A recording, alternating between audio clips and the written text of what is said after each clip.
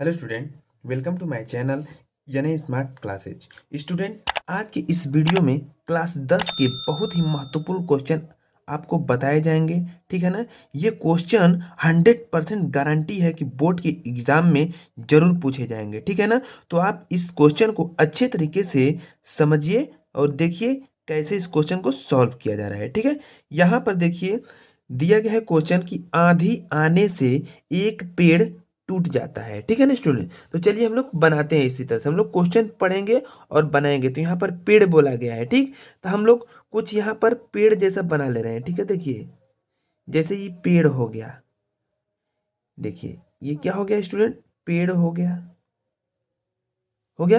और इसके बाद देखिए क्या बोल रहा है क्वेश्चन में कि आंधी आने से एक पेड़ टूट जाता है और टूटा हुआ भाग इस तरह मुड़ जाता है कि पेड़ का शिखर का जमीन को छूने लगता है। ठीक है ना। मतलब देखिए यहाँ पर देखिए पेड़ को हम लोग देख रहे हैं कैसे करेंगे। यहाँ पर ये पेड़ है, आंधी आ गया। ठीक है।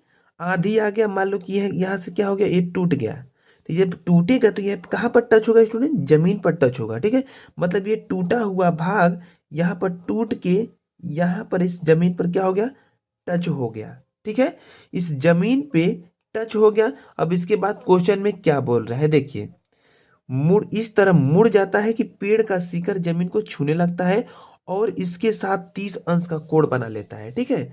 तो देखिए यहाँ पर ये टूट के गिरा है, तो ये क्या किया है कि इस जमीन पर ये यहाँ पर ये 30 अंश का कोण बना लिया है। ठीक है।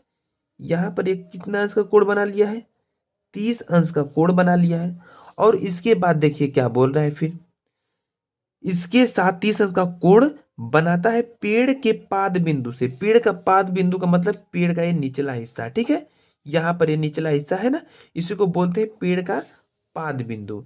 यहाँ पर बोला गया पेड़ का पाद बिंदु की दूरी जहाँ पेड़ का शिखर जमीन को छूता है। देखिए पेड़ का शिखर का मतलब ये शिखर टूट गया तो यहाँ पर ये छुआ है, तो मतलब यहाँ पर छुआ है और इसके पाद बिंदु से, ठीक है ना, यहाँ तक। तो इसमें इस पाद बिंदु से दूरी कितनी दिया गया, 8 मीटर दिया गया है। मतलब कि ये दूरी कितना है स्टूडेंट, 8 मीटर है। यहाँ से यहाँ तक ये दूरी बता रहे हैं क्वेश्चन में कितना मीटर है, 8 मीटर है। हो गया क्लियर। अब इसके बाद बोल रहा है कि पेड़ की ऊंचाई ज्ञात कीजिए। ठीक है। तो चलिए हम लोग क्वेश्चन में चलते हैं। इस पूरे पेड़ की ऊंचाई क्या कर रहा है, पूछ रहा है। ठीक है ना।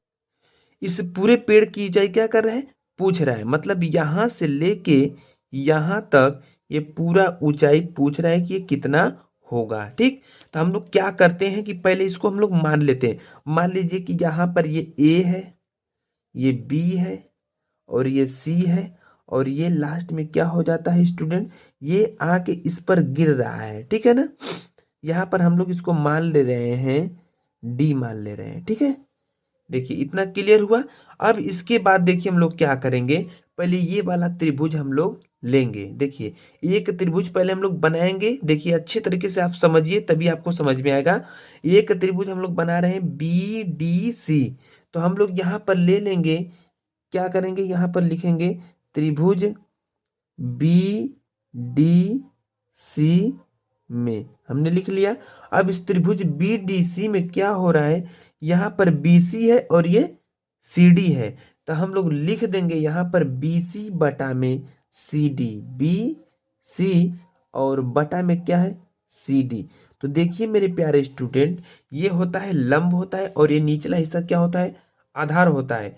तो ये लंब है और ये आधार है। तो लंब बटा आधार में क्या होता है, लंब बटा आधार, लंब बटा आधार होता है मेरे प्यारे स्टूडेंट टेन थीटा हो जाता है। ठीक है। इतना क्लियर।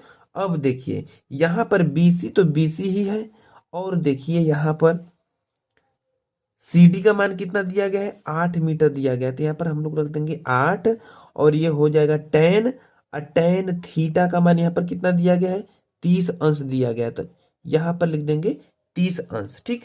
अब इसके बाद हम लोग क्या करेंगे, यहाँ पर BC बटा में 8, टेन 30 अंश का मान कितना होता है, टेन 30 अंश का मान हो जाता है 1 बटा करड़ी में 3 हो जाता है। अब यहाँ पर इसमें गुणा कर देंगे, तिर्यक गुणा बीच में बराबर होता है, तिर्यक गुणा हो जाता है। तो ये हो जाएगा करड़ी में 3 BC बराबर क्या हो जाएगा 8 हो जाएगा। और यहाँ पर जब BC बराबर हम लोग निकाल देंगे तो ये 8 है और ये करड़ी में 3 इधर गुणा में है तो बटा में आ जाएगा, तो हो जाएगा यहाँ पर 8 बटा करड़ी में 3। आई होप आपको अच्छे से समझ में आ गया होगा। तो देखिए मेरे प्यारे स्टूडेंट, हमने ये BC का मान निकाल लिया, ठीक है। इस पूरे पेड़ की ऊंचाई पूछ रहा है, मतलब हमने BC का मान निकाल लिया है। और अब ये ऊपर वाला जो हिस्सा है इसको हम निकाल लेंगे तो और जोड़ देंगे तो हम लोग को पूरे पेड़ का ऊंचाई निकल जाएगा। तो इसमें क्या हुआ है कि ये टूट के इस पे लग गया है, मतलब ये हो गया है और ये जो टूट के इस पे लग गया है ये वाला दूरी हमको निकालना है। तो यहाँ पर ये जो टूट के लग गया है मेरे प्यारे स्टूडेंट, तो ये क्या हो गया है, इसको बोलते हैं कर्ण, ठीक है। तो यहाँ पर क्या करेंगे, अब इसको और इसको हम लोग लेंगे। तो यहाँ पर देखिए हम लोग ले लेंगे CD और क्या ले लेंगे BD। तो यहाँ पर हम लोग लिखेंगे मेरे प्यारे स्टूडेंट CD और बटा में लिख देंगे BD, ठीक है। देखिए आप अच्छे से समझिए, आपको बिल्कुल ही आसान तरीके से समझ में आ जाएगा।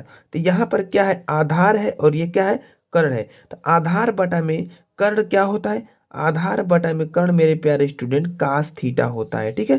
तो यहाँ पर CD का मान दिया गया है 8, तो हम लोग यहाँ पर रख देंगे CD की जगह 8 और BD हमको निकालना है तो BD की जगह हम लोग BD ही रहने देंगे। और कास थीटा है, मतलब कास 30 अंश यहाँ पर लिख देंगे, क्योंकि 30 अंश दिया गया है कोण का मान 30 अंश।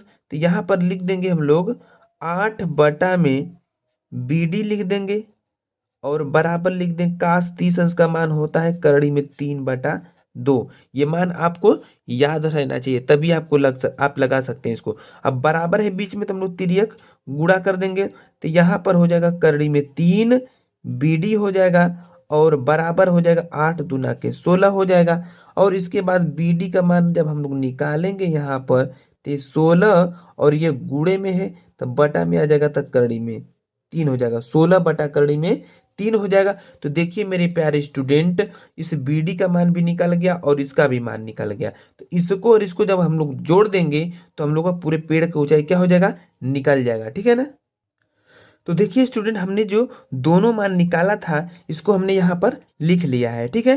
तो इसको हम लोग अच्छे से जोड़ लेंगे, हम लोगों का पूरा मान निकल के आ जाएगा। तो यहाँ पर लिख देंगे BC प्लस BD, ठीक है। तो यहाँ पर BC का मान दिया गया है 8 बटा करड़ी में 3 और प्लस BD का मान दिया गया है 16 बटा करड़ी में 3। तो इसको हम लोग जोड़ देंगे तो 16 8 कितना हो जाएगा मेरे प्यारे स्टूडेंट, 24 हो जाएगा और ये बटा में करड़ी में 3।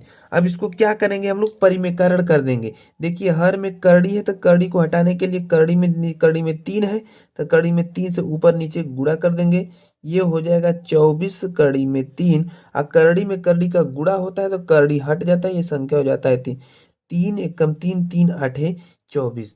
तो देखिए मेरे प्यारे स्टूडेंट, आंसर निकल के आ गया 8 बटा करड़ी में 3 मीटर। ये पूरे पेड़ का ऊंचाई हो गया, क्या हो गया, पूरे पेड़ की ऊंचाई, ठीक है ना।